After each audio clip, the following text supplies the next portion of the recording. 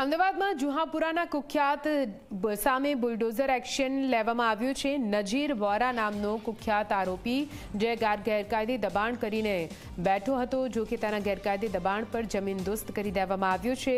3292 ચોરસ મીટરના પ્લોટમાં હાથ ધરાયું છે ડિમોલિશન। એએમસીના રિઝર્વ પ્લોટ પર 10-12 વર્ષથી કર્યો હતો કબજો। નજીર વોરા પ્લોટને લગ્ન પ્રસંગ માટે ભાડે પણ આપતો હતો। નજીર વોરા વિરુદ્ધ નોંધાઈ ચૂક્યા છે 29 જેટલા ગુનાઓ।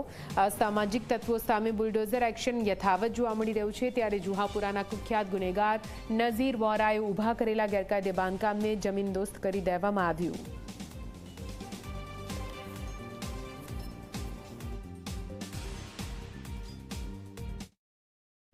અમદાવાદના જુહાપુરામાં ફરી એક વખત જે છે ડેમોલેશનની કાર્યવાહી હાથ ધરવામાં આવી છે। આ વખતે પણ અમદાવાદ કોર્પોરેશન અને સાથે પોલીસ સાથે મળી અને ચુસ્ત બંદોબસ્ત વચ્ચે અંદાજે 3392 જે છે ચોરસ મીટર બાંધકામ જે છે તોડી પાડવામાં આવેલું છે। જે પૈકીનું એક આ બાંધકામ આપ દ્રશ્યમાં જોઈ શકો છો કે સરકારી પ્લોટ ઉપર એક બંગલો જે છે અને ફાર્મ હાઉસ જેવું છે બનાવી નાખવામાં આવેલું હતું। ત્યારે આ બાંધકામ અને દબાણ હટાવવાની કામગીરી ચાલી રહી છે। ત્યારે તે વેજલપુરના પોલીસ ઇન્સ્પેક્ટર RM ચૌહાણ જે છે આપણી સાથે જોડાયેલી સીધી એની સાથે વાત કરીશું। સાહેબ, શું કાર્યવાહી, કેવા પ્રકારની કાર્યવાહી અને ક્યાં ક્યાં કાર્યવાહી?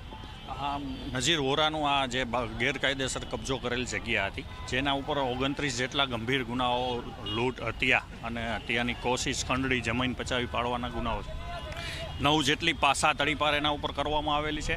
આ જે પ્લોટ છે એ એએમસીનો રિઝર્વ પ્લોટ છે, જેના ઉપર 10થી 12 વર્ષથી એમનો કબજો હતો, જેમાં એ પોતે ભાડે આપતો રમતગમતના સાધનો અને લગ્ન પ્રસંગે આ પાર્ટી પ્લોટનો ઉપયોગ કરી અને ભાડાની આવક છેલ્લા 10 વર્ષથી પોતે કમાતો હતો, જેના ઉપર એએમસીએ આજે અમને નોટિસ આપી અને અમે કાયદેસરની કાર્યવાહી કરી। 3392 આ જગ્યા છે, જે આશરે 20 કરોડ જેટલી કિંમતી જમીન છે, જેના ઉપર એને ગેરકાયદેસર આ કબજો કરી અને કમાણી કરતો હતો।